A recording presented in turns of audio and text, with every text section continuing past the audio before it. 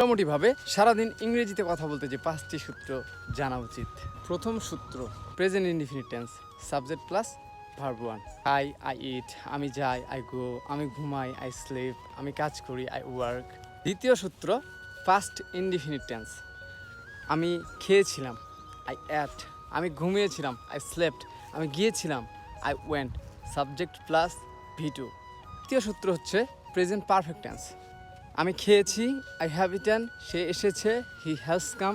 তো সূত্র হচ্ছে present continuous tense, subject plus am is are plus main verb plus ING. আমি খাচ্ছি, আই এম ইটিং, আমি যাচ্ছি, আই এম গোয়িং, আমি ঘুমাচ্ছি, আই এম স্লিপিং। 5 নম্বর সূত্র হচ্ছে past continuous tense, subject plus was were plus main verb plus ING. আমি খাচ্ছিলাম, আই ওয়াজ ইটিং, আমি যাচ্ছিলাম, আই ওয়াজ গোয়িং, আমি ঘুমাচ্ছিলাম, আই ওয়াজ স্লিপিং। সো এই 5টি সূত্র যদি আমরা ভালোভাবে আয়ত্তে নিতে পারি তাহলে সারাদিন মোটামুটিভাবে ইংরেজিতে কথা বলতে পারবো।